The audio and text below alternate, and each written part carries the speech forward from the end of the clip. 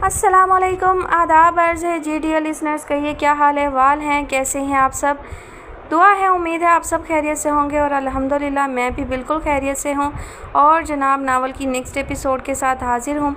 Novel का नाम है नूरुल कुलूब और मुसन्निफ़ा है तंज़ीला रियाज़ और आज आप सुनेंगे इसकी किस्त नंबर 11। साइंस और मज़हब एक ही सिक्के के दो पहलू हैं। किसी मेले में गुमशुदा एक ही माँ के जने दो बच्चे। एक जिस्म को समझने में मदद देता है, जिस्म की ज़रूरियात और तकाज़ों की बात करता है। दूसरा रूह की मौजूदगी, उसके इसरार और उसकी खुराक की बात करता है। इंसान का काम इन दोनों में तवाज़न कायम करना है। आप साइंस का इनकार करके भी खसारे में रहते हैं और मज़हब का इनकार करके भी। वो खातून बेहद मोहब्बत से बता रही थी। उनका चेहरा बेहद पुरनूर था। दुपट्टा उनके सर पर था मगर बालों की लटें कानों के इर्द गिर्द रक्स कर रही थी। कमरे में इस वक्त उन दोनों के अलावा कोई मौजूद नहीं था। वो वैसे भी उस ज़ाविये पर बैठी थी कि अगर कमरे के दरवाजे से कोई अंदर दाखिल होता तो उनकी पुश्त ही उस जानिब होती। शीरीं को उनका मतानत भरा पुरवकार अंदाज़ बहुत अच्छा लगा। वो बहुत सजी बनी हुई नहीं थी मगर उनमें कुछ ऐसा ज़रूर था कि जो उन्हें आम ख़वातीन से मुख्तलिफ बनाता था। उनके बदन पर महंगा लिबास था, उनकी ज्वेलरी भी मुनासिब थी और उनके कुर्ब से आने वाली खुशबू बताती थी कि उन्हें महंगे परफ्यूम्स पसंद है। तो फिर मतलब कैसे इंसान इस खसारे से बच सकता है। शीरीं ने उनके वजूद से नज़रें हटाकर अजीब से अंदाज में पूछा था, जैसे बात पराए बात कर रही हो। वो उन खातून से मिलकर जितनी खुश हुई थी उतना उनसे बात करके नहीं हुई थी। उसे अपने फ़ैसले पर पछतावा भी हो रहा था जो उसने यहाँ आने के लिए किया था। दाऊद ने उसे मशवरा दिया था कि वो चूँकि दीन की जानिब काफ़ी ज़्यादा राग़ब हो रही है तो उसे इसका बाकायदा इल्म भी हासिल करना चाहिए, वरना वो रास्ते से भटक सकती है। ये दाऊद का ही मशवरा था कि उसे दुबई में ऐसे इदारे या आलमा को तलाश करना चाहिए जिनसे रहनुमाई तलब की जा सके और जो उसे दीन के रास्ते पर मज़ीद इस्तेहकाम से गामज़न कर सके। शीरीं ने इंटरनेट पर उन खातून और उनके इदारे को शॉर्ट लिस्ट करके मुंतखब किया था, इसीलिए शीरीं अब यहाँ उन खातून के सामने बैठी थी। तवाज़न, उन्होंने पहले एक लफ्ज़ में बयान किया, फिर वजाहत करते हुए बोली, तवाज़न ही वो कुंजी है जो इंसान को खसारे से बचा सकती है। दुनिया में इसी तवाज़न के सहारे कायम रह सकेंगे हम और पुल सिरात पर भी इसी तवाज़न के सहारे से कामयाबी से गुज़र जाएंगे। आप नबी सल्लल्लाहु अलैहि वसल्लम की ज़िंदगी देखें, वो तवाज़न ही तवाज़न है। उनकी तालीमात में एतदाल की इस कदर तलकीन क्यों है? इसलिए कि हम अपना तवाज़न अपने हाथों बिगाड़ ना बैठें और अल्लाह के अज़ाब का निशाना ना बने। हमारे नबी सल्लल्लाहु अलैहि वसल्लम ने इबादत भी की, रियाज़त भी की, जंगें भी लड़ी, अमन भी देखा, बाकायदा तालीम हासिल नहीं की मगर इल्म में यकता ठहरे और उसी इल्म को हासिल करने के लिए अपनी उम्मत को चीन जाने तक का हुक्म दिया। शादियाँ की, रहबानियत का इनकार किया, कसास के मामलात, बच्चों से मोहब्बत, जानवरों से हुस्न सलूक, अच्छे काम पर सताइश, गलत काम पर सरजिश और इसी मतवाज़न ज़िंदगी को गुजारने की तलकीन करते रहे। हर वो काम या ख्वाहिश जिसकी ज़रूरत जिस्म को थी वो दीन की रोशनी में इस अदा से सरअंजाम दी और इस खूबसूरती से उसकी तलकीन की कि उस पर अमल पैरा होना हमारे लिए बाइसे आज़ार ना हो। शीरीं ने सर हिलाया मगर तज़ब्ज़ब के आलम में बोली, आपकी बात दुरुस्त है बेशक। उसने फिर तवक्कुफ़ किया और ना समझी के आलम में बोली, मुझे ये सब पता है, मैं अल्लाह और रसूल पर मुकम्मल ईमान रखती हूँ। मैं समझ नहीं पाई कि आप मुझे ये सब क्यों बता रही हैं। वो खातून उसका सवाल सुनकर मुस्कुराईं। इसलिए कि आप किसी गलत फहमी का शिकार ना हो, कोई ऐसी आदत ना अपना लें जो बिद्दत में शुमार होती हो। ये नबी सल्लल्लाहु अलैहि वसल्लम का तरीक़ नहीं था। उन्होंने ऐसे कामों से बचने की तलकीन की है जो बिद्दत हो। शीरीं को पहली बार उलझन सी हुई। उन खातून की निगाहें उसके हाथों की उंगलियों पर थीं। उसकी उंगलियों में पत्थरों की चंद अंगूठियाँ थीं जो संदलबी के कहने पर काफ़ी अरसे से पहन रही थी वो। शीरीं को जाने क्यों महसूस हुआ कि उसके सवाल पर उनकी नज़रें उन्हीं अंगूठियों की जानिब उठी थीं और चेहरे पर इस्तेहज़ाइया मुस्कुराहट सी चमकी थी। आपको मेरे किस अमल से ऐसा लगा कि मैं बिद्दत में पड़ी हुई हूँ? क्या मेरे अमाल पर शक है आपको? उसके चेहरे पर नापसंदीदगी थी। उन खातून ने फ़ौरन भांप लिया, नहीं, मैं ये नहीं कह रही, मैं तो ख़ुद दीन की अदना सी तालिब इल्म हूँ, लेकिन मैं इस बात का प्रचार ज़रूर करती हूँ कि हमारा हर अमल कुरान और हदीस के मुनाफी ना हो। इसके लिए ज़रूरी है कि हम बाकायदा कुरान और हदीस का इल्म हासिल करें, मस्तनद और जय्यद उलमा से। आपने फ़ोन पर भी यही सवाल किया था ना कि आप कुछ कन्फ्यूज़्ड हैं। मैं जिस इदारे से इल्म हासिल कर रही हूँ उसका मकसद ही ये है कि लोगों को कुरान और हदीस का मस्तनद इल्म फ़राहम किया जाए और उनकी ज़हनी कशमकश में उनकी मदद की जाए, उन्हें सीधा रास्ता दिखाया जाए। वो खातून लम्हा भर के लिए रुकी थी, फिर शीरीं के चेहरे पर फैले तज़ब्ज़ब को देखकर मसालेहाना अंदाज में बोली, میں ایک ایسے ادارے سے منسلک ہوں جو دین کا مستند علم بانٹنے پر یقین رکھتا ہے۔ دراصل انہوں نے رک کر گہری لمبی سانس بھری۔ افسوس کی بات ہے لیکن حقیقت ہے کہ پاکستان میں لوگ بہت بدعتوں میں پڑے رہتے ہیں اور اگر انہیں سمجھانے کی کوشش کی جائے تو مسالک کی جنگ چھڑ جاتی ہے اور کوئی بھی سیدھی سچی بات سننا نہیں چاہتا۔ ہر شخص اپنے آباء کی روایات کو دین کا سیدھا اور سچا حصہ سمجھتا ہے اور بہت سی ایسی رسومات کو مرتے دم تک نہ صرف سر انجام دیتا رہتا ہے بلکہ ان کا پرچار بھی کرتا ہے اور اپنی اولادوں کو ان پر عمل پیرا ہونے کی تلقین بھی کرتا ہے۔ ان سے پوچھا جائے کہ کیا نبی صلی اللہ علیہ وآلہ وسلم کی زندگی سے کوئی ایک بھی ایسی مثال دے سکتے ہیں کہ انہوں نے وہ سب کیا ہو جو آپ اپنے بزرگوں کے لیے کر رہے ہیں، تو وہ مرنے مارنے پر تل جاتے ہیں۔ یہ ہمارے معاشرے کا المیہ ہے، مگر خوش قسمتی سے یہاں دبئی میں ایسا نہیں ہے۔ آپ بے فکر ہو کر یہاں آیا جایا کیجیے۔ ہر 3 مہینے بعد کوئی نہ کوئی نیا کورس متعارف کروایا جاتا ہے، آپ ان کا فائدہ اٹھائیے۔ قرآن کو تجوید سے پڑھنا سیکھیے، تفسیر پڑھیے، حدیث کا علم حاصل کیجیے، آپ کو زندگی میں اس کا فائدہ ہی ہوگا۔ شیریں نے انہیں کال پر بتایا تھا کہ وہ ان سے کیوں ملنا چاہتی ہے۔ اس نے انہیں تفصیل سے اس تذبذب اور غلط فہمیوں کے متعلق بھی بتایا تھا جو اسے اور اس کے شوہر کو مختلف چیزوں کے متعلق رہنے لگا تھا۔ اسی لیے وہ خاتون اسے تفصیل سے سب سمجھانے اور بتانے کے ساتھ ساتھ اسے مزید باقاعدہ پڑھنے کی طرف بھی راغب کر رہی تھیں۔ یہ پہلی دفعہ تھا کہ اس نے لفظ بدعت کو سمجھا تھا اور اس پر سنجیدگی سے غور کیا تھا۔ وہ خاتون اسے بتانے لگی تھیں کہ بدعت دراصل کیا ہے اور اس سے بچنا کیوں ضروری ہے۔ اسے ان خاتون کی باتیں اچھی لگیں۔ وہ صرف اس ادارے کو دیکھنے کے لیے گئی تھی۔ اس کا ارادہ تھا کہ وہ چند اور جگہیں وزٹ کرے گی، پھر جہاں کا ماحول اسے سوٹ کرے گا وہیں جانا شروع کر دے گی۔ مگر پہلی جگہ جا کر ہی اسے کافی تشفی ہوئی تھی۔ اس نے داؤد کو بتا دیا تھا کہ وہ روزانہ چند گھنٹے کے لیے اس مقصد کے لیے اس ادارے میں جایا کرے گی۔ داؤد کا اس کی بات سن کر دلی خوشی ہوئی۔ اسے ہمیشہ سے یقین تھا کہ وہ محبت سے شیریں کو سب سمجھا سکتا ہے۔ آج آفس کی طرف سے ڈنر ہے، 9 بجے تم بھی انوائٹڈ ہو، داؤد نے 5 بجے آفس سے واپسی پر اسے بتایا تھا۔ وہ کارنر میں پڑے انڈور پلانٹ کے پتوں پر ہلکے ہاتھ سے پانی کا سپرے کر رہی تھی۔ ایک لمحے کے لیے اس کا ہاتھ رکا، پھر اس نے دوبارہ سے سپرے کرنا شروع کر دیا تھا۔ داؤد اس کے انداز پر مسکرایا، پھر کندھے اچکائے جیسے اس کے جواب کا منتظر ہو۔ وہ کچھ کہے بنا کچن کی جانب چل دی تھی۔ داؤد بھی فریش ہونے کے لیے بیڈ روم کی جانب چلا گیا تھا۔ انہیں پھر ایک اچھی ملازمہ مل گئی تھی جو صبح 7 بجے آتی تھی اور شام 9 بجے واپس جاتی تھی۔ اب ان دونوں کو وقت پر چائے کھانا ملنے لگا تھا۔ شیریں اسے چائے کا کہنے کے لیے ہی گئی تھی۔ داؤد فریش ہو کر لاؤنج میں آ کر بیٹھا تھا، خود کو بہت توانا محسوس کر رہا تھا۔ ان کی زندگی میں چیزیں بگڑتے بگڑتے پھر سنورنا شروع ہو گئی تھیں۔ شیریں کے مزاج میں بہت مثبت تبدیلی آ رہی تھی۔ وہ تمام عادات جن سے داؤد خار کھانے اور الجھنے لگا تھا، شیریں بظاہر ان کو ترک کرتی نظر آ رہی تھی۔ وہ اب ایسے کام اور عوامل سے بچنے کی کوشش کر رہی تھی جنہیں داؤد ان لاجیکل قرار دیتا تھا۔ جیسے جیسے اس کا دین کا علم بڑھ رہا تھا، زندگی خوبصورت ہونے لگی تھی۔ ان کے درمیان جو جھگڑے اور کشمکش رہتی تھی وہ دم توڑنے لگی تھی۔ شیریں داؤد کو تلقین کرنے لگی تھی کہ اسے بھی اس کے ساتھ جامعہ جانا چاہیے، اسے بھی قرآن و حدیث کا باقاعدہ علم حاصل کرنا چاہیے۔ داؤد اس سے وعدہ کرتا تھا مگر اس کی ملازمت کی نوعیت ایسی تھی کہ اسے کسی دوسری سرگرمی کے لیے وقت ہی نہیں ملتا تھا، لیکن پھر بھی وہ ان باتوں میں حد سے زیادہ دلچسپی لیتا تھا جو شیریں جامعہ سے سیکھ کر آتی تھی۔ ہر روز اس کے پاس ایک نئی بات، ایک نیا نکتہ ہوتا تھا جس سے ان دونوں کے علم میں خوب اضافہ ہو رہا تھا۔ اس ساری صورتحال سے داؤد کافی مطمئن ہو گیا تھا۔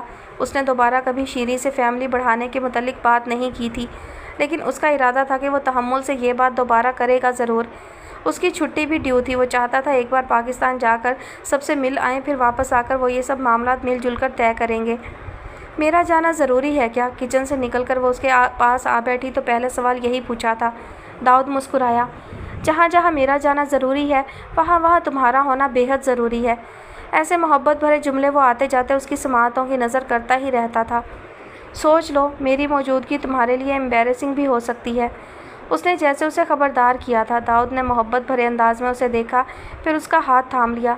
یہ اسی روز ممکن ہوگا جس روز اس کرہ ارض پر میرا آخری دن ہوگا، اس سے پہلے تو یہ ممکن ہی نہیں۔ شیریں نے اس انداز محبوبی پر سر جھٹکا۔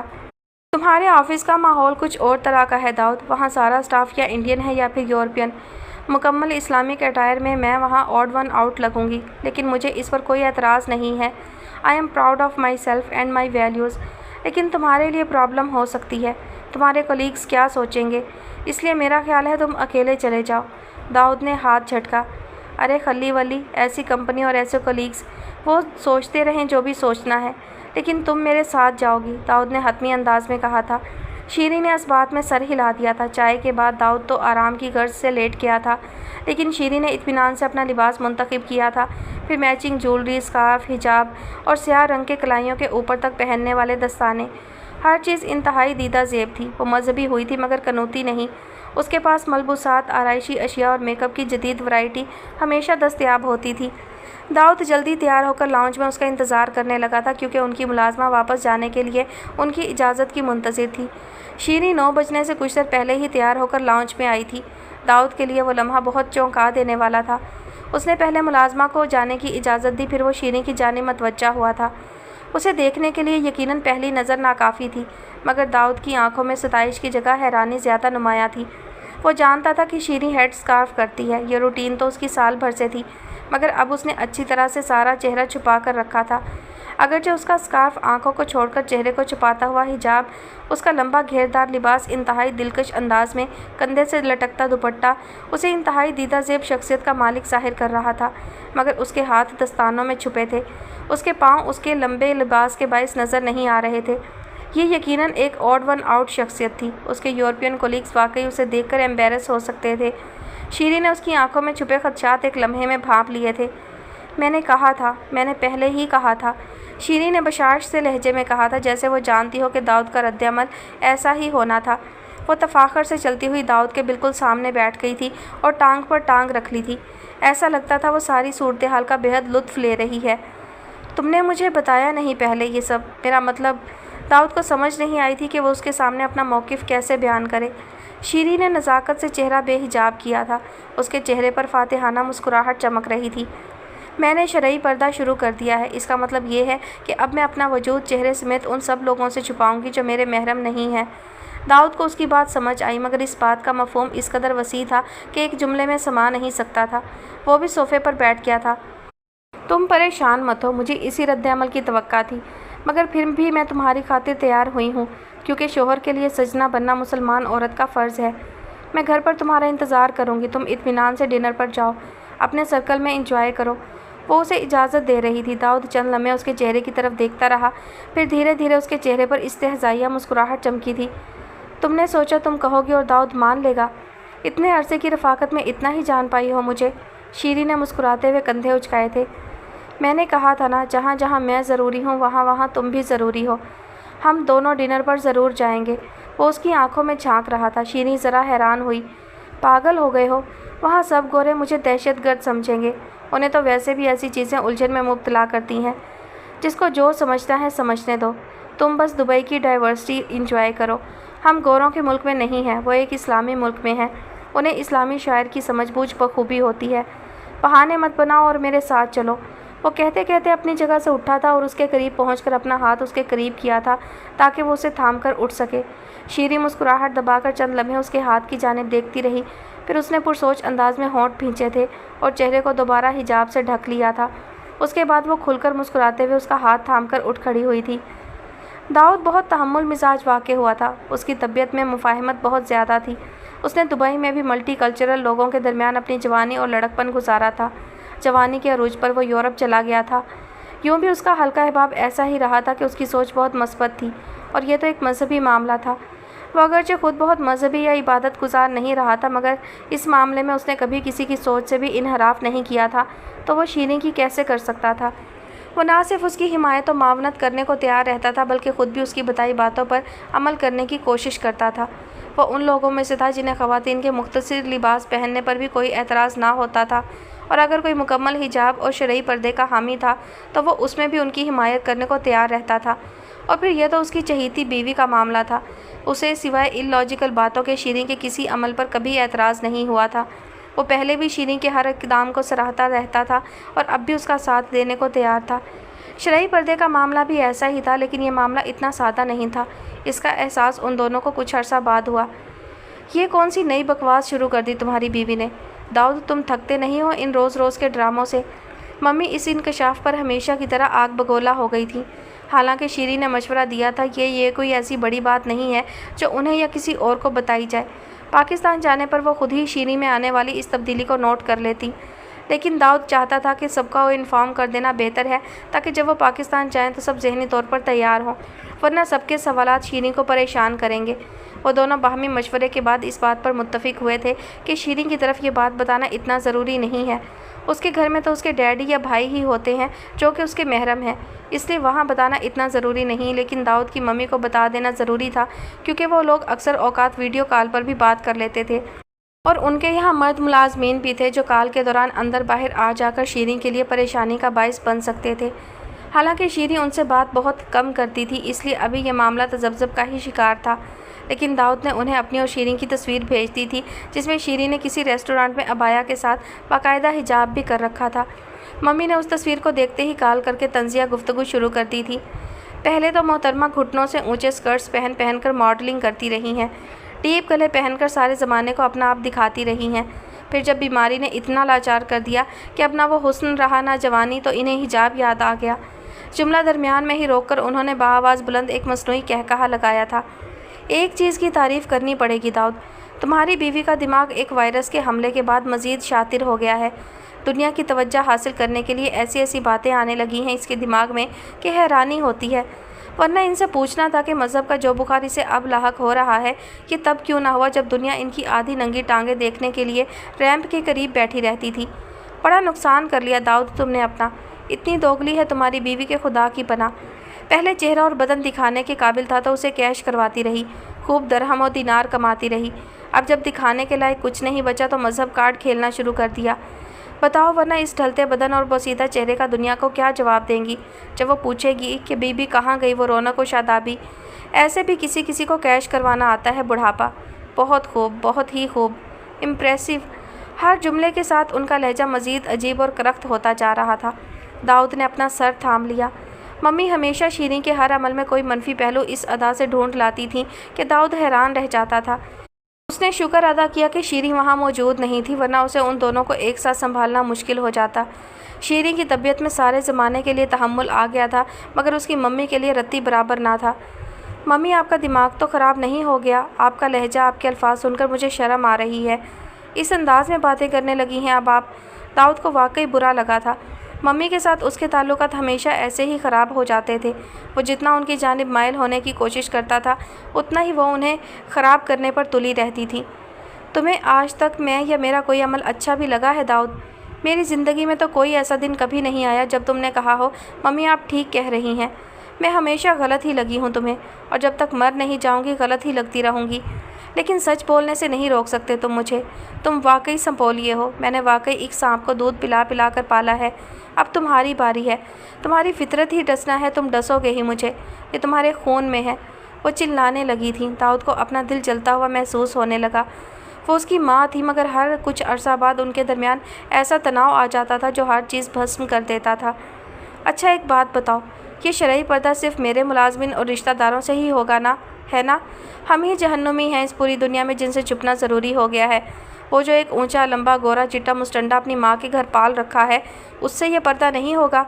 वो यार है तुम्हारी बीवी का, उससे नहीं छुपाएगी अपना आप? वो गुर्रा रही थी। दाऊद को अपनी कनपटी की एक साइड से दर्द की तेज़ टीस उठती महसूस हुई। मम्मी शीरीं सही कहती है, आप लाइलाज हैं, आप वाकई लाइलाज हैं। वो इतना ही कह सका था, लेकिन गुज़िश्ता कुछ अरसा में उनके लिए उसके दिल में जो हमदर्दी पैदा हुई थी वो बिल्कुल ख़त्म होकर रह गई थी। उसे बिल्कुल अंदाज़ा नहीं था कि शीरीं दरवाजे के बाहर खड़ी ये सब सुन रही है। शीरीं की अपनी फैमिली भी इस मामले में ज़्यादा मददगार साबित ना हुई थी। उसके अपने भाई उमर की मोरक्कन लॉन्ग टर्म गर्लफ्रेंड थी। लैला और उसकी फ़ैमिली भी शुरू से ही दुबई में थे, मगर बच्चों की तालीम के लिए ये फैमिली ऑस्ट्रेलिया मुंतकिल हो गई थी। उनका तर्ज़ ज़िंदगी शीरीं लोगों से काफ़ी मुख्तलिफ था। उस पर अरब रंग हावी था। दोनों ख़ानदानों के बाहमी मशवरे से उमर और लैला के ताल्लुक़ को मंगनी के ज़रिए मज़ीद मुस्तहकम कर दिया गया था। लेकिन लैला और शीरीं शुरू से ही एक दूसरे को ज़्यादा पसंद नहीं करते थे। लैला अपने बालों को स्कार्फ से ढकने की आदी रही थी।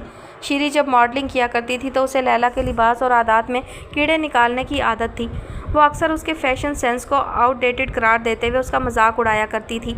फिर जब वो मज़हब की तरफ राग़ब होना शुरू हुई, तब भी वो गाहे बगाहे लैला को कोई नसीहत कर दिया करती थी कि बाल तो ढक लिए हैं, मगर लिबास भी खुला पहनो, तुम्हें उठने बैठने की तमीज़ नहीं है, तुम्हारे नज़दीक मज़हब सिर्फ सर ढक लेने का नाम है, वगैरह वगैरह, जिसकी बिना पर उसके और लैला के ताल्लुकात कुछ ज़्यादा ही कशीदा रहे थे। उसने जब बाकायदा शरई पर्दा शुरू किया तो उसके कुछ अरसा बाद लैला के भाई का दुबई आना हुआ।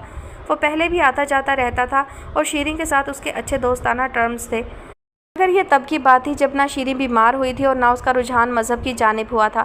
اس بار اس نے آنے کا ذکر کیا تو داؤد اور شیریں دونوں نے اسے دل سے خوش آمدید کہا تھا، لیکن جب شیریں کو پتہ چلا کہ اس کی امریکن کرسچین بیوی بھی ساتھ ہے تو ان کی رہائش کے انتظامات گھر کی بجائے ہوٹل میں کر دیے گئے تھے۔ شیریں کو اگرچہ اس کی کرسچین بیوی کی آمد پر اعتراض تھا، لیکن اس نے ان دونوں کی میزبانی میں کوئی کمی نہیں آنے دی تھی۔ داؤد کو تو آفس کی جانب سے اتنی فرصت نہیں تھی، مگر شیریں مکمل پردے اور اعتماد کے ساتھ ان کے ساتھ ہر جگہ گھومتی رہتی تھی، لیکن یہ اس کی عادت تھی۔ وہ دانیال کے ساتھ ساتھ سارہ کو بھی لباس اور مذہب کی بنیاد پر نصیحت ضرور کرنے لگتی تھی۔ اس نے دانیال کے سامنے سارہ کو کئی بار کافر قرار دیتے ہوئے اس کے لباس کی عریانیت پر ایک طویل لیکچر دیا تھا اور سارہ کو بھی سمجھانے کی کوشش کی تھی کہ وہ شوہر کے مذہب کو قبول کرنے کی طرف دھیان دے، ورنہ حرام موت ماری جائے گی۔ اس نے ابھی تک اپنے گھر میں کسی کو بھی اپنے شرعی پردے کے بارے میں نہیں بتایا تھا، کیونکہ وہ اسے اپنا ذاتی مسئلہ سمجھتی تھی، لیکن سارہ کو وہ مسلسل اس بات پر اکساتی رہی تھی کہ میرے ساتھ باہر جانا ہو تو ڈھنگ کا لباس منتخب کرو۔ اس نے ان دنوں عبایا اور اسکارف سے متعلقہ ایک چھوٹا سا بزنس شروع کر دیا تھا۔ وہ ہمہ وقت مکمل اسلامی لباس پہننے کی افادیت بیان کرتی نظر آتی تھی۔ لیلا کے لیے بھی اس نے ایک بہت خوبصورت عبایا تحفے کے طور پر بھجوا دیا تھا۔ دانیال نے دبئی سے واپسی پر نہ صرف اپنے گھر والوں کو شیریں کے پردے کے متعلق بتایا، بطور خاص لیلا کو اس کی ٹوکنے والی عادت کے متعلق اپڈیٹ کیا تھا، بلکہ عبایا کے تحفے کو بزنس پروموشن کی ایک فضول کوشش بھی قرار دیا تھا۔ عمر آسٹریلیا میں ہی ہوتا تھا۔ لیلا نے فوراً یہ سب عمر کو بتایا۔ عمر نے دانیال کی واپسی کے 2 دن بعد اسے کال کی تھی۔ ہفتے کا دن تھا اور داؤد بھی گھر ہی تھا۔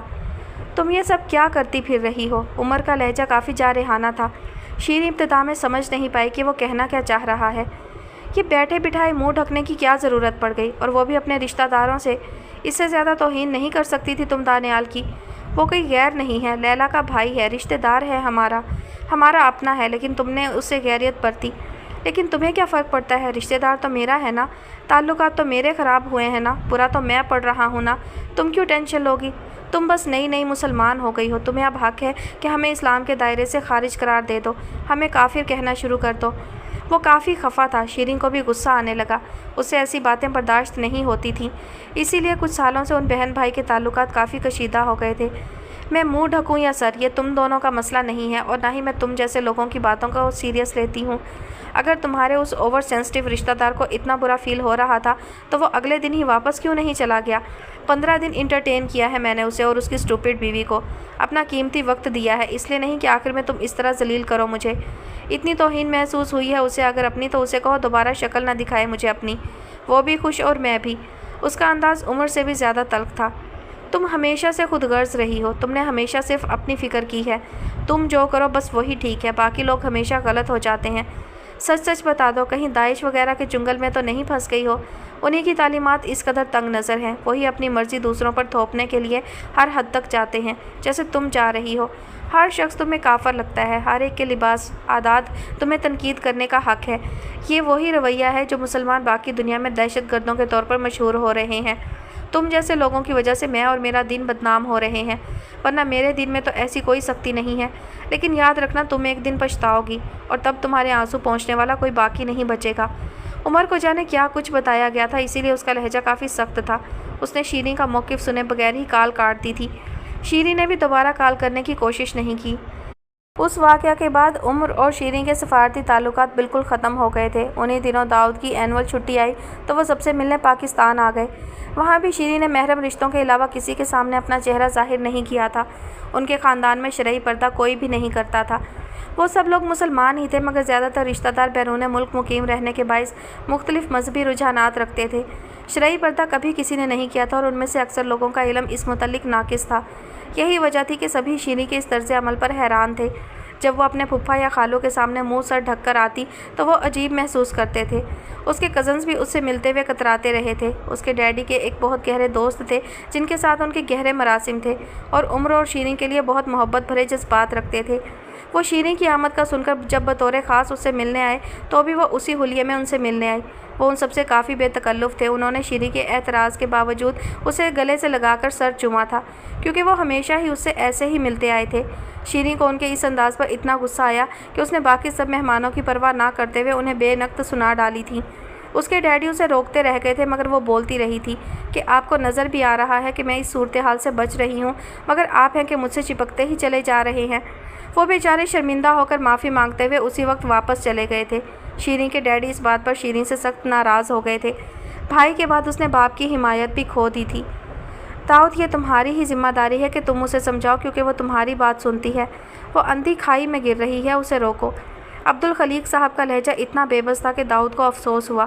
وہ انہیں پسند کرتا تھا، ان کی شخصیت میں موجود اعتدال اور تحمل کا قدردان تھا وہ، مگر وہ ان کی بات سے متفق نہیں تھا۔ شیریں کا چہرہ بھی سرخ ہوا تھا۔ ڈیڈی، آپ غلط سوچ رہے ہیں۔ اس نے اتنا ہی کہا تھا کہ انہوں نے اپنے ہونٹوں پر انگلی رکھ کر اسے خاموش رہنے کا اشارہ کیا۔ وہ اس کی موجودگی میں بات کرنا ہی نہیں چاہتے تھے، لیکن داؤد نے اس کی غیر موجودگی میں بات سننے سے انکار کر دیا تھا۔ اب وہ تینوں بیٹھے تھے مگر عبدالخلیق صاحب ایسے بات کر رہے تھے جیسے وہ یہاں موجود نہ ہو۔ انہوں نے اسے عہد لیا تھا کہ وہ درمیان میں بولے گی بھی نہیں۔ وہ جو کر رہی ہے بالکل ٹھیک کر رہی ہے، یہ اس کا حق ہے، یہ اس کی زندگی ہے، اس کی چوائسز کا احترام کرنا ہمارا فرض ہے۔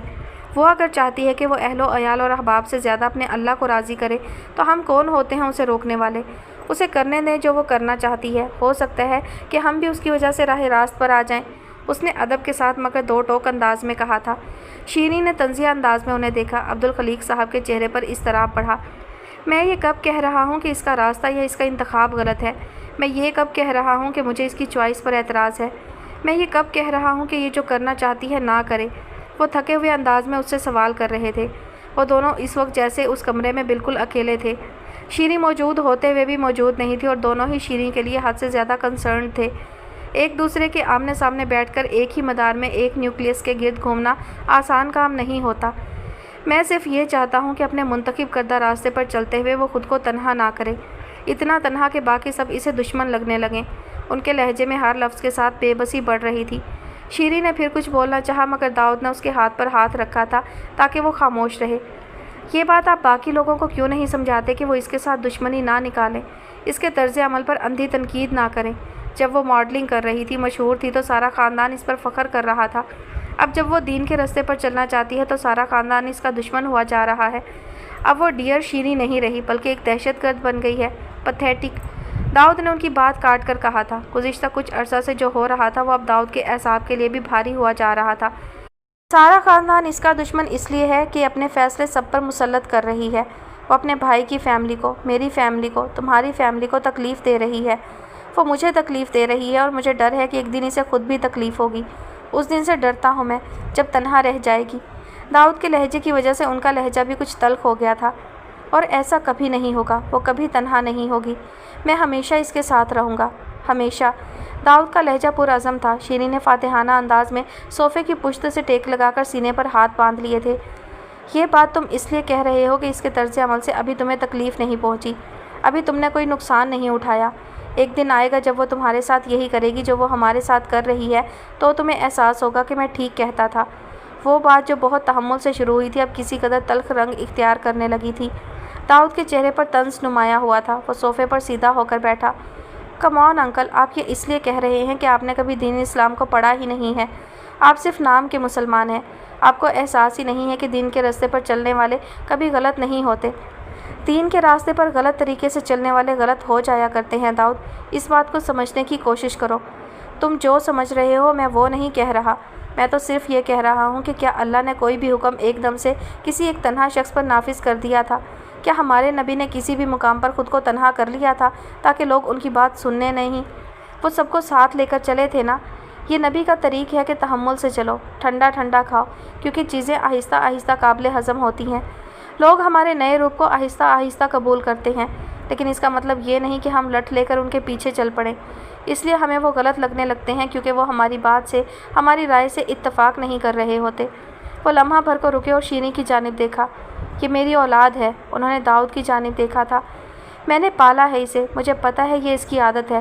وہ جو خود کر رہی ہوتی ہے اس کا اس قدر پرچار کرنے لگتی ہے کہ باقی لوگ تنگ پڑنے لگتے ہیں۔ یہ اس نے زندگی کے ہر بڑے فیصلے میں کیا ہے۔ ماڈلنگ، تم سے خفیہ شادی، اپنی سگی اولاد سے دستبرداری، تمہاری ممی سے قطع تعلقی، اور اب دین کی تدریس کا سلسلہ۔ ایک چیز جو ابھی خود اچھے سے نہیں سیکھی اسے کسی دوسرے کو زور زبردستی سے کیسے سکھا سکتی ہے یہ؟ داؤد کے چہرے کا رنگ بالکل بدل گیا تھا اور ساتھ ہی شیریں کا بھی۔ उसे लगा खुफिया शादी का जिक्र करके वो उसे ताना दे रहे हैं, जबकि वो उससे उम्र और तजर्बे में बड़े थे। उन्हें भी समझ आ रहा था कि दामाद उनकी बात से बिल्कुल मुत्तफिक नहीं है। ये खुद बदल गई है तो चाहती है सबको बदल डाले। मैं इसकी इस फैसले की भी इज्जत करता हूँ, मगर मैं इसके तरीके के खिलाफ हूँ और इसकी भरपूर मजम्मत करता रहूँगा। ये सब जो वो करना चाहती है ये पलक झपकते नहीं होगा। रातों रात सिर्फ चांद डूबता है और सूरज निकलता है, एकदम कुछ नहीं हुआ करता। ये मेरी बेटी है, मुझे पता है इसकी ख्वाहिश है कि सब लोग इसके लिए सताइशी अंदाज में तालियां बजाते हुए इसके उस फैसले की दाद देने लगें, इसे सराहने लगें और इसे जताने लगें कि जो कर रही हो वही बेहतरीन है। ये बचपन से इस ख्वाहिश में, इस खप्त में मुब्तला रही है। इसे सताइश की ख्वाहिश हमेशा रहती है और दीन के मामले में भी ये यही कर रही है। दीन का तकब्बुर बहुत बड़ा फितना है मेरे बच्चों, तुम्हें समझ क्यों नहीं आ रहा? वो थक से गए थे। दाऊद ने सर झटका और अपनी जगह से उठ खड़ा हुआ। शीरी ने उसका साथ दिया था, हालांकि वो चीख कर उनकी बात को झुठलाना चाहती थी, मगर दाऊद उसे मुसलसल रोक रहा था। अंकल, मुझे अफसोस है आप इसके बारे में ऐसा सोचते हैं, लेकिन आप मेरी ब्रेन वॉशिंग नहीं कर सकते। आप मुझे इससे मुतनफ़र नहीं कर सकते। माफ़ कीजिएगा, आपकी ये कोशिश कभी कामयाब नहीं होगी। मैं इसके साथ हूँ और इसके साथ ही रहूँगा। मेरी तरफ से ये चैप्टर आज यहीं इसी जगह क्लोज्ड होता है। वो दरवाजे की जानिब बढ़ा था। शीरी उससे 2 कदम पीछे थी। ठीक है, मैं भी अब इस मामले में मज़ीद नहीं बोलूँगा, लेकिन ये चैप्टर जो तुमने आज क्लोज किया है ना, एक दिन इसे अपने दांतों से खोलोगे। जब तुम्हारे दिल पर ये गुजरेगी जो हमारे दिल पर गुजर रही है, तो ये चैप्टर खोलना ही पड़ेगा तुम्हें। तब मैं याद आऊँगा तुम्हें, लेकिन तब मैं मौजूद नहीं हूँगा। उन्होंने सोफ़े की पुश्त से टेक लगा ली थी। शीरी ने उनकी जानिब देखे बिना दाऊद की पैरवी की थी और ये पहली और आखिरी बार हुआ था। मैं अंदर आ जाऊँ? ताई शाहिदा ने दस्तक देकर पूछा था। वो एक झटके से माजी से पलट कर आई थीं। उन्हें अपने आप को संभालने के लिए भी कई लम्हे दरकार थे, मगर फिर भी उन्होंने खुद को संभाला। ताई शाहिदा अब दरवाज़ा खोल चुकी थी, मगर दरवाजे में रुक गई थीं। संदल बी ने सर के इशारे से उन्हें अंदर दाखिल होने की इजाज़त देते हुए सामने कुर्सी पर बैठने का इशारा किया और नमाज की बाबत सवाल किया। यह उनकी आदत थी। वो नमाज के औकात में सबसे यही सवाल ज़रूर करती थी, जिसका मकसद सबको ना सिर्फ याद दिलाना होता था कि नमाज का वक्त है, और दूसरा ये तसल्ली करना कि उनके स्टाफ के सब लोग वक्त पर नमाज अदा करते हैं या नहीं। हालांकि माजी में भटकते रहने के बायस उन्होंने खुद अभी तक नमाज अदा ना की थी। ताई शाहिदा ने सर हिलाया और नन्हे नन्हे कदम उठाती उनके कमरे में दाखिल हो गईं। कैसा गुजरा आज का दिन? सब खैरियत तो रही? वो बज़ाहिर उनकी जानिब मतवज्जा नहीं थी, मगर ताई शाहिदा सादा से अंदाज में मुस्कुराईं। उन्हें अंदाज़ा था कि संदल भी उनका चेहरा देखते ही समझ जाएंगी कि यकीनन कोई बात है जो उन्हें परेशान कर रही है, वरना नमाज इशा के फ़ौरन बाद कोई भी संदल भी के कमरे में नहीं जाता था। क्या बच्चियां बात नहीं सुनती हैं आपकी? परेशान कर रही हैं? वो शफ़क़त भरे लहजे में सवाल कर रही थीं, लेकिन चेहरे पर मुस्कुराहट चमकने का दौरानिया काफ़ी कम था आज। ताई शाहिदा कई सालों से इस इदारे से मुंसलिक थीं और ये बहुत कम हुआ था कि वो इस तरह कोई मसला लेकर संदल बी के कमरे में आई हों। वो इदारे की हफाज बच्चियों की केयर टेकर और कोऑर्डिनेटर थीं और उन्होंने कभी अपने काम से संदल बी को शिकायत का मौका ना दिया था। ऐसी बात नहीं है, आपको पता है सब अच्छे घरों की बच्चियां हैं, ज़िम्मेदार हैं, समझदार हैं, बात सुनती हैं, समझती हैं। ताई शाहिदा बात करते करते रुकी थीं। संदल बी ने हाथ में पकड़ी तस्बीह को बिला वजह चूमा, आंखों से लगाया, फिर मुट्ठी में दबाते हुए मुकम्मल उनकी जानिब मतवज्जा हो गई। मगर कहिए ना, क्या कहना चाह रही हैं आप? सहरा की शिकायत बढ़ती जाती हैं। आज ख्वामख्वाह इतना वावेला मचाया उसने कि मैं परेशान हो गई। उसके बदले बदले अतवार तो मैं कई दिन से नोट कर रही हूँ। ज़रा सी बात पर चौंक कर शक्ल देखने लगती है, ख्यालों में खोई रहती है। सवाल गंदुम पूछो तो जवाब चना दे रही है। दूसरी तालबात के साथ झगड़ा करने के लिए हर वक्त तैयार रहती है। दाखिली दरवाजे को चौंक कर बार बार देखती रहती है। उसकी जानिब से दिल को धड़का सा रहने लगा है। बेहतर होगा आप इस मामले को अपने तरीके से हैंडल करें। वो अपनी बात मुकम्मल कर चुकी थी। जवान बच्चियों की जिम्मेदारी उठाना कोई आसान बात नहीं थी। वो नहीं चाहती थी कि जो खदशात उनके दिल में हैं वो सच हो, मगर यह भी ज़रूरी था कि इदारे की सरबराह को पता हो। वो जानती थी इतना कह देना ही काफ़ी था। संदल भी इतनी समझदार ज़रूर थी कि जो बयान नहीं किया गया था उसे खुद ही समझ जाती। संदल भी ने सर हिलाया। उनके चेहरे पर तफक्कुर नहीं था, मगर बेयकीनी ज़रूर थी। हम तुम्हारे मामा के घर चले जाते हैं, वो रख लेंगे हमें। फिर जब तुम अपने पाँव पर खड़े हो जाओगे तो हम इस्लामाबाद या पिंडी शिफ्ट हो जाएंगे। मेरे पास काफ़ी सोना है खुशल, हमें कोई माली तंगी नहीं होगी। गुले ने पुरसोच अंदाज में उसका चेहरा देखते हुए कहा था। खुशल तंजिया अंदाज में मुस्कुराया। अरे वाह गुले, इतने से दिन में इतनी ज़हीन हो गई, हमें पता ही ना चला। गुले समझ गई थी कि वह तंज कर रहा है। वो मुस्कुराई। खुशल से सुलह हो जाने की वजह से वो खुद को बहुत हल्का फुल्का महसूस कर रही थी। मामा मुझे तो शायद रख ही लें, लेकिन तुम्हें सबसे पहले चुटिया से पकड़कर वापस छोड़ कर जाएंगे। वो पुराने ज़माने के, बल्कि इंतहाई पुराने ज़माने के इंसान हैं। जब उन्हें पता चलेगा कि तुम अपने मजाजी खुदा के ख़िलाफ़ कोई साजिश कर रही तो वो तुम्हें तहलीज़ भी पार नहीं करने देंगे। वो सफाक सच्चाई बयान कर रहा था। गुले ने सर हिलाया, क्योंकि उसका भाई वाकई ऐसा ही था। उनके यहाँ ऐसे इकदाम नई दुश्मनियों को जन्म देते थे। वो चुप रही थी। वो दोनों खुशी इल्हान के कमरे में बैठे थे। सुलह हो जाने के बाद हर चीज़ निखरी निखरी लग रही थी। गुले को बिल्कुल उम्मीद नहीं थी कि इसकी सुलह इतनी जल्दी और इतनी आसानी से हो जाएगी। वो काफ़ी रिलैक्स नज़र आने लगी थी। मैंने एक बात सोची है गुले, वो उसकी जानिब मुड़ा था। हमें किसी ऐसे शख्स से रब्ता करना चाहिए जिसकी बात का एहतराम बाबा अपने शिमले से भी ज़्यादा करते हों, जिसकी बात का मान रखते हों, जिसको इनकार करना उन्हें हर चीज़ से ज़्यादा मुश्किल लगता हो। वो काफ़ी पुरजोश था। गुले उसकी बात सुनकर फ़ौरन वहीं पहुंची थी जहां वो उसे ले जाना चाह रहा था, लेकिन गुले को जो पता था वो खुश इल्हान को नहीं पता था। गुले, संदल भी समझा सकती हैं खान बाबा को। एक वही है जो उन्हें कायल कर सकती हैं। अपनी ज़ात से भी ज़्यादा अजीज़ रखते हैं वो संदल बी की राय को। हम दोनों उनके पास जाते हैं और उन्हें लारेब के मुतल्लिक सब कुछ बताते हैं। मुझे यकीन है वो हमारा मौक़िफ़ समझेंगी और हमारी मदद ज़रूर करेंगी। गुले खामोशी से उसकी बात सुन रही थी, जिससे खुशल का जोश बढ़ता जा रहा था। संदल भी इस मामले में हमारी कोई मदद नहीं कर सकती खुशल। बेहतर है उन्हें इस सारे मामले से दूर रखा जाए, उसने दो टोक अंदाज में कहा था। लेकिन क्यों गुले, वो पूछ रहा था। गुले ने उसका चेहरा देखा। वो तजब्ज़ब में थी कि ये राज उसे बताया जाए या नहीं। चंद लम्हे वो उसका चेहरा देखती रही, फिर उसने दिल में मची उलझन को ख़त्म करने का फ़ैसला किया था। उसने गहरी लंबी सांस भरी। इसलिए कि संदल भी लारेब की माँ हैं, सगी माँ, उसने कह डाला था। क्या माँ? वाकई? वो हैरान रह गया था। रात का आखिरी पहर था। तारीकी में उसे कुछ भी दिखाई नहीं दे रहा था, लेकिन वो आंखों से देखती कब थी? वो दिल से देखती थी, और उस वक्त दिल में आग लगी हुई थी, और इस आग ने तारीकी को भी रोशन कर रखा था।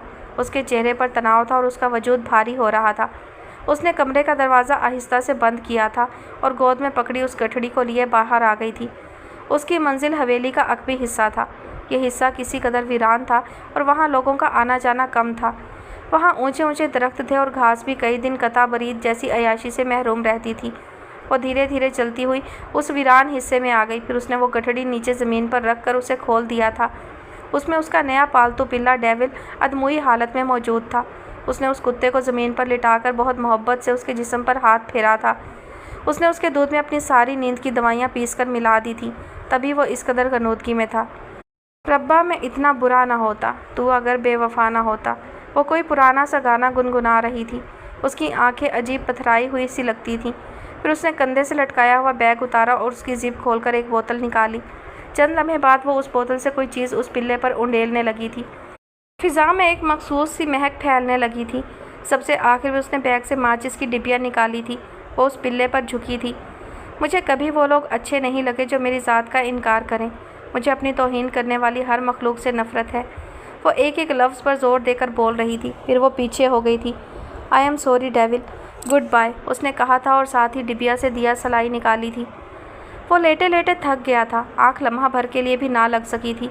कब से करवटें बदलते हुए वो सिर्फ सोने की कोशिश कर रहा था, मगर नींद आ नहीं रही थी। इस्लामाबाद से आते हुए वो जो ज़रा सा पुरुम्मीद हुआ था, वो उम्मीद गुले के इंकशाफ के बाद बिल्कुल ही दम तोड़ गई थी। संदल बी को वो तब से जानता था जब से वो लारेब को जानता था। फ़र्क सिर्फ ये था कि लारेब से वो नफ़रत करता था, जबकि संदल बी से उसे बहुत अकीदत महसूस होती थी। वो बहुत शफीक और परहेज़गार खातून थी। उनसे मशवरा करना और उनकी नसीहत पर अमल पैरा होना उसके लिए कभी नुकसान का बाइस नहीं बना था। उसकी ज़िंदगी में जब भी कोई मुश्किल या परेशानी आई थी, खान बाबा ख़ास तौर पर उसे आस्ताना नूरुल कुलूब ले जाया करते थे। संदल भी बहुत नेक खातून है। नेक लोगों की दुआ बाइस रहमत होती है। वो उसे हमेशा तलकीन करते थे और उसे भी उन पर यकीन रहा था। उनके ख़ानदान के एतकाद का तो ये आलम था कि जिस किसी काम के लिए संदल बी ने कभी नफ़ी में पलक भी झपकी तो वो उस काम को करने से एहतराज़ बरतने लगते थे। लारेब के साथ ये ताल्लुक़ इसी कदर मतज़ाद था। वो उनकी औलाद थी और उनसे बिल्कुल मुख्तलिफ थी। संदल बी की औलाद ऐसी कैसे हो सकती है? वो हमेशा की तरह उसे अपने पैमाने पर नाप रहा था और उसके पैमाने पर वो लड़की इंसानियत के आखिरी दर्जे पर फाइज होती थी। ये लाजिम तो नहीं कि नेक साले शख्स की औलाद भी हमेशा नेक साले हो। उसके हैरत का इजहार करने पर गुले ने नज़रें चुराते हुए कहा था। इसके बावजूद खुश इल्हान के दिल में इतने सारे अगर मगर लेकिन गडमड हुए चले जा रहे थे। سب سے مشکل سوال تو یہ تھا کہ اب ہوگا کیا؟ کون مجھے اس عفریت سے بچائے گا؟ وہ اپنے بستر سے اٹھ کر بیٹھ گیا تھا۔ میں کس کے پاس جا کر اس مشکل صورتحال سے نکلنے کے لیے مدد کی درخواست کروں؟ اس کے لیے تو کوئی جائے عافیت تھی ہی نہیں۔ اس کی ہر منصوبہ بندی ناکام ہوئی جا رہی تھی۔ اسے لگا پریشانی سے اس کا دم گھٹ جائے گا۔ اسے کمرے میں ہوا کی کمی محسوس ہونے لگی تھی۔ وہ اپنی جگہ سے اٹھا اور تیزی سے چلتا ہوا کھڑکی کے پاس آیا اور کھینچ کر پردے ہٹا دیے۔ کھڑکی بند تھی، روشنی تو پردے ہٹنے سے اندر آ سکتی تھی، مگر ہوا کے لیے اسے کھڑکی کھولنی پڑی۔ چند لمحے وہ لمبے لمبے سانس لیتا رہا، پھر جب تسلی نہ ہوئی تو اس نے دوسری کھڑکی بھی کھولنے کا قصد کیا۔ وہ کھڑکی حویلی کے دالان کی جانب کھلتی تھی۔ وہاں بھی وہ چند لمحے اسی طرح تاریکی میں لمبے سانس لیتا رہا۔ عجب مایوسی کا عالم تھا۔ اس کی آنکھوں کو تاریکی سے مانوس ہونے میں چند لمحے لگے تھے، پھر اسے وہاں ایک ہیولا محسوس ہوا۔ تاریکی اس قدر تھی کہ وہ ہیولا حرکت کرتا تو محسوس ہو رہا تھا، مگر وہاں ہو کیا رہا تھا یہ اس کی سمجھ میں نہیں آ رہا تھا۔ وہ بعجلت پیچھے مڑا اور سائڈ ٹیبل پر پڑا اپنا موبائل اٹھایا تاکہ اس کی ٹارچ سے کچھ دیکھنے کی کوشش کر سکے۔ وہ جتنی دیر میں واپس آیا وہاں دو ہیولے ہو چکے تھے اور ایک دوسرے سے گتھم گتھا تھے۔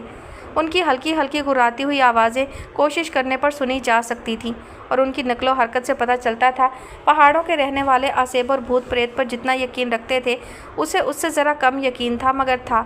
اسی لیے اسے خوف محسوس ہوا۔ اس نے فوراً کھڑکی بند کی اور دوبارہ سے پردے برابر کر دیے۔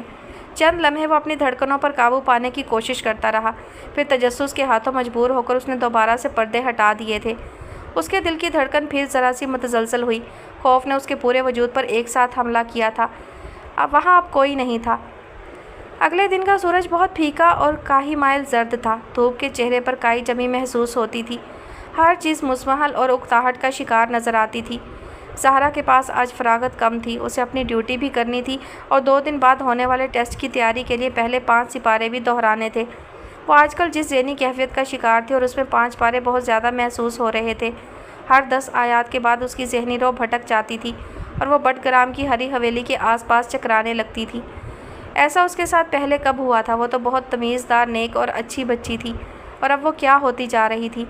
اسے اپنی حالت سے خوف آتا تھا، اسے اپنی حالت پر رونا آتا تھا۔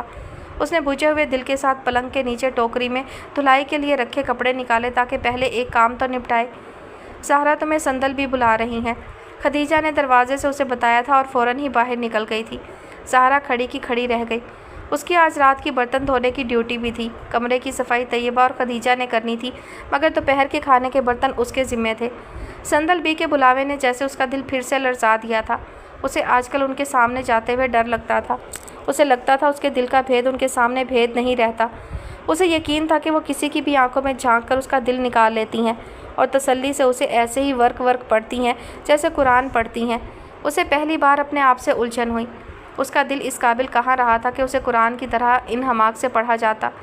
اس نے کپڑے بستر پر رکھے اور قمیض کی شکنیں ہاتھ سے درست کرتے ہوئے بالوں کی نادیدہ لٹوں کو دوپٹے کے پیچھے دھکیلا اور بوجھل سی کیفیت کے ساتھ باہر آ گئی۔ ہو سکتا ہے انہوں نے درس سے متعلقہ کوئی بات کرنی ہو، وہ عجلت میں ہو اور انہیں مجھے دیکھنے کا زیادہ موقع نہ مل سکے۔ ہو سکتا ہے انہوں نے سر میں تیل ڈلوانا ہو، تب تو میں ان کے عقب میں ہی کھڑی ہوں گی، میرا ان کا سامنا ہوگا ہی کم۔ اور یہ بھی تو ہو سکتا ہے کہ انہوں نے صرف قہوے کی فرمائش کرنی ہو، اس صورتحال میں تو میں دروازے سے ہی پلٹ آؤں گی۔ وہ سوچتے سوچتے ان کے کمرے تک پہنچ گئی تھی۔ سندل بھی اپنے دیوان پر بیٹھی تھی۔ ان کے کمرے میں بھی آج وحشت سی ٹپکتی محسوس ہوتی تھی۔ موسم واقعی بدل رہا تھا اور ہر چیز تبدیل ہونے سے پہلے اپنی بقا کی آخری جنگ ضرور لڑتی ہے۔ اندر آؤ زہرا بتول اور دروازہ بند کر دو، انہوں نے اس کے چہرے کی جانب دیکھتے ہوئے سپاٹ سے لہجے میں کہا تھا۔ وہ ناراض تھیں اور ان کے الفاظ نے جتا دیا تھا۔ وہ جھجک کر قدم اٹھاتی اندر آ گئی تھی۔ وہ خوف جو اس کی پشت پر رقص کرتا رہا تھا اب یکدم اس کے سامنے آ کر ناچنے لگا تھا۔ جی سندل بی، آپ نے مجھے بلایا؟ اس کے الفاظ منہ سے تسبیح کے دانوں کی طرح ٹوٹ کر نکلے تھے۔ وہ چند لمحے کچھ بولے بنا سرتا پیر اسے تکتی رہیں۔ انہوں نے اسے بیٹھنے کو نہیں کہا تھا۔ مجھے سوال کرنے کی عادت نہیں ہے زہرا بتول، جواب میرے سامنے ہاتھ باندھ کر وہاں قطار میں کھڑے ہوتے ہیں۔ میں تم سے کچھ نہیں پوچھوں گی کیونکہ مجھے وہ بھی پتہ ہے جو تمہیں نہیں پتہ۔ زہرا کی روح اس کے حلق میں آ کر اٹک گئی تھی۔ اسے لگا وہ مر جائے گی۔ وہ ہمیشہ ایسے وقت سے خائف رہی تھی۔ اسے ڈر لگتا تھا کہ سندل بھی اس کے دل میں موجود جذبات کو جس روز بھانپ لیں گی وہ دن اس کی زندگی کا آخری دن ہوگا، مگر روح باہر نہیں نکل رہی تھی۔ وہ بس اس کے تالو سے چپکی تھی اور یہ کیفیت موت سے زیادہ دردناک تھی۔ یہ سب تمہیں زیب نہیں دیتا۔ تم اس درسگاہ کی سب سے اچھی بچی تھی زہرا، تم تھی۔ تمہیں سمجھ میں آ رہا ہے کہ میں کیا کہہ رہی ہوں؟ تھی کا مطلب پتہ ہے؟ زہرا نے کبھی انہیں اتنے غصے میں نہیں دیکھا تھا۔ تمہیں یہ سب نہیں کرنا چاہیے تھا زہرا، یہ سب تمہیں زیب نہیں دیتا تھا۔ تم نے ایک لمحے کے لیے بھی نہیں سوچا کہ اس طرح تم مجھے ڈیگریڈ کر رہی ہو۔ اندازہ ہے تمہیں کہ تمہیں اس مقام تک لانے میں کتنی محنت خرچ ہوئی ہے میری، کتنی توانائی لگی ہے؟ وہ اسے کھا جانے والی نگاہوں سے گھور رہی تھیں، پھر وہ اٹھ کر اس کے قریب آ گئی تھی۔ ان کا دودھیا دوپٹہ ان کے سر سے ذرا سا سرک گیا تھا، مگر انہوں نے پرواہ نہ کی تھی۔ تم نے مجھے بہت ہرٹ کیا ہے، بہت تکلیف دی ہے۔ میں نے کبھی سوچا بھی نہیں تھا کہ تم پر کبھی ایسے الفاظ ضائع کرنے پڑیں گے، تمہیں نصیحت کرنی پڑے گی، تمہیں۔ انہوں نے اس کی پیشانی کو انگلی سے چھوا تھا۔ زہرا نے اپنی پیشانی پر ان کی نرم انگلی کی سخت چوٹ کو بہت شدت سے محسوس کیا۔ ان کا چہرہ اتنا سرخ تھا کہ زہرا کو لگا وہ اس سرخی کی حدت سے جل جائے گی، بھسم ہو جائے گی۔ کمرے کا دروازہ ایک دم کھلا تھا اور تائی شاہدہ اندر آئی تھیں۔ حالانکہ انہوں نے دروازہ ذرا سا کھولا تھا، مگر زہرا دیکھ سکتی تھی کہ کمرے کے باہر بھی چند لڑکیاں مشکوک انداز میں اندر جھانکنے کی کوشش کر رہی تھیں۔ تائی نے فوراً دروازہ بند کیا۔ میں آوازیں باہر تک آ رہی تھیں، میں پریشان ہو کر آ گئی۔ آپ کی طبیعت؟ وہ بھی کافی پریشان سی لگ رہی تھی۔ یہ ان کا یا کسی اور کا منصب نہیں تھا کہ سندل بی سے سوال کیا جاتا، اسی لیے ان کا جملہ بے ترتیب تھا۔ سندل بی کو یقیناً اس انداز میں چیختے چلاتے کسی نے نہیں سنا تھا۔ زہرا کی آنکھوں سے آنسو رواں ہو گئے تھے۔ وہ معافی مانگنے کے لیے ہاتھ جوڑنا چاہتی تھی، وہ اپنی صفائی میں کچھ کہنا چاہتی، وہ بتانا چاہتی تھی کہ وہ خود اس ساری صورتحال سے پریشان ہے، مگر ساری وضاحتیں ہتھیلی سے سیال مایا کی طرح دھیرے دھیرے بہتی چلی جا رہی تھی۔ اسے لے جائیں یہاں سے اور اسے کہیں دوبارہ مجھے اپنی شکل نہ دکھائے، دفع ہو جائے یہاں سے۔ اس کی اتنی اوقات نہیں تھی جتنا اسے قدرت نے عطا کر دیا۔ اس کا یہ صلہ دے رہی ہے یہ مجھے، اب یہ مجھے اس انداز میں دیکھا کرے گی، اس انداز میں، وہ سابقہ انداز میں بولی تھیں۔ زہرا نے تائی شاہدہ کی جانب دیکھا۔ وہ کچھ سمجھ نہیں پا رہی تھیں، لیکن انہوں نے زہرا کو وہاں سے چلے جانے کا اشارہ کیا۔ وہ اپنی جگہ سے ہل ہی نہیں پائی تھی۔ میں نے کہا تم جاؤ یہاں سے، جاؤ۔ وہ اس کا انداز دیکھ کر گھررائی تھیں۔ وہ تڑپ کر ہلی اور باہر کی جانب بھاگی۔ کمرے کے باہر ابھی بھی چند لڑکیاں کھڑی تھیں، سب کے چہروں پر سوال تھے۔ وہ سب یا تو زہرا سے جونیئر تھیں یا وہ تھیں جو اس سے حد درجہ خار کھاتی تھیں۔ زہرا روتی ہوئی اپنے کمرے کی جانب بھاگ گئی تھی۔ اس کی آنکھ تو کھل گئی تھی، مگر غنودگی اس قدر تھی کہ پلکوں کی باڑ کا وزن بھی منوں کے حساب سے محسوس ہو رہا تھا۔ اس نے تھکے ہوئے وجود کو بمشکل کروٹ دلائی تھی اور دوبارہ آنکھیں بند کر لی تھی۔ دوسری بار شاید آنکھ گھنٹہ بعد کھلی تھی۔ اب کی بار صورتحال کچھ بہتر تھی۔ اس نے آنکھیں پٹپٹاتے ہوئے چھت کی جانب دیکھا تھا۔ سر بے حد بھاری ہو رہا تھا۔ پھر اسے رات والی ساری باتیں ایک ایک کر کے یاد آنے لگی تھیں۔ نیند کا خمار اب پہلے کی نسبت زیادہ تیزی سے غائب ہوا تھا۔ اس نے اپنے بازو کی جانب دیکھا، وہاں کافی گہری خراشیں تھیں۔ پھر اس نے دوسرے بازو کی جانب دیکھا، وہ بھی زخمی تھی۔ اسے کسی نے عقب سے دبوچ کر اس کے ہاتھ سے دیا سلائی چھیننے کی کوشش کی تھی۔ وہ جتنی مزاحمت کر سکتی تھی کی تھی، مگر پھر بھی اس کا حملہ آور زیادہ قوی اور مضبوط تھا۔ وہ دیا سلائی نہیں بچا پائی تھی۔ اس شخص نے اسے بے بس کر دینے کے بعد زوردار دھکا دے کر پیچھے دھکیلا تھا۔ پھر وہ اس پلے کی جانب بڑھا تھا جو مٹی کے تیل میں شرابور بے سدھ حالت میں زمین پر لیٹا تھا۔ وہ اسے اٹھانا چاہتا تھا، لیکن لاریب نے دوڑ کر اسے پیچھے ہٹانے کی کوشش کی تھی، مگر پہلے کی طرح وہ ایک بار پھر اس کے توانا وجود کی سختی برداشت نہیں کر پائی تھی اور ایک سمت میں لڑکا دی گئی تھی۔ اب کی بار اس شخص نے ڈیول کو اٹھایا تھا اور اپنی شال کے پلوں میں لپیٹ کر سرپٹ بھاگا تھا۔ لاریب اس کے پیچھے بھاگی تھی، مگر وہ انتہائی سرعت کے ساتھ حویلی کے رہائشی حصے میں بھاگ گیا تھا۔ وہ اس کا چہرہ نہیں دیکھ پائی تھی کیونکہ تاریکی تھی اور اس شخص نے چہرے سمیت اپنا پورا وجود شال سے لپیٹ رکھا تھا۔ لاریب نے وجود پر پڑا لحاف سائیڈ میں دھکیلا اور خود اٹھ کر ڈریسنگ ٹیبل کے آئینے کے سامنے آ کھڑی ہوئی۔ اس کی نگاہیں اپنے چہرے پر تھیں، وہاں بھی خراشیں موجود تھیں۔ لاریب کو یاد آیا اس شخص نے اس کی گردن کو کس سختی سے دبوچا تھا۔ وہ مزید آگے کو جھکی اور اپنی گردن کو دیکھنا چاہا، وہاں بھی خراشیں موجود تھیں۔ وہ گرنے والے انداز میں سٹول پر بیٹھ گئی تھی۔ وہ شخص کون تھا؟ اس نے یاد کرنے کی کوشش کی، مگر اسے یاد نہیں آیا تھا۔ وہ اس کے پیچھے لپکی تھی، لیکن جب وہ حویلی کے رہائشی حصے کی جانب چل دیا تو لاریب میں ہمت نہ ہوئی تھی کہ وہ مزید اس کا پیچھا کرتی۔ اگر خان بابا یا گلے اسے دیکھ لیتے تو بہت مصیبت ہو سکتی تھی۔ یہی سوچ کر وہ بھاگتی ہوئی اپنے کمرے میں چل دی تھی۔ اس نے نگاہیں اٹھا کر کمرے کے دروازے کی جانب دیکھا۔ وہ نہ صرف لاکڈ تھا بلکہ چٹکنی بھی چڑھی ہوئی تھی، اور یہ رات کو اس نے ہی کیا تھا۔ وہ بس تھک کر اپنے بستر پر گر گئی تھی۔ اسے سمجھ میں نہیں آ رہا تھا کہ وہ کیا کرے۔ اسے سمجھ میں نہیں آ رہا تھا کہ وہ جو کر چکی تھی یا کرنے والی تھی خود کو اس کی کیا وضاحت دے۔ सब लोग मुझे सताना छोड़ दें तो मैं भी सबको सताना छोड़ दूँ। मैं जानबूझकर तो ये सब नहीं करती। मैं भी इंसान हूँ, शैतान तो नहीं हूँ। मैंने जानबूझकर अपने डेविल को तकलीफ़ नहीं दी। वो मेरी बात नहीं मान रहा था। वो क्यों बार बार उसके पास जाता था? उसे पता था कि मुझे वो अच्छा नहीं लगेगा, मगर फिर भी वो चला गया। वो मेरा डेविल था, उसे मेरी बात माननी चाहिए थी, मगर वो खुश इल्हान की गोद में बैठ गया था। क्यों? आखिर क्यों? उसका जहन किसी जर्द टिमटिमाते बल्ब की तरह सोच रहा था। एक सोच जलती थी, एक बुझ जाती थी। उसने गहरी सांस भरी। निगाहों के सामने दोनों बाजू थी। दूधिया बाजू पर पड़ने वाली सुर्ख खराशियाँ अब नीली हो चुकी थी। उसने एक बार फिर याद करने की कोशिश की कि वो शख्स कौन था। उसने हवा में चंद गहरी सांसें भरीं। उसकी सूंघने की हिस्स हमेशा से नहायत तेज़ रही थी। वो बहुत छोटी उम्र से लोगों की खुशबू पहचान लिया करती थी।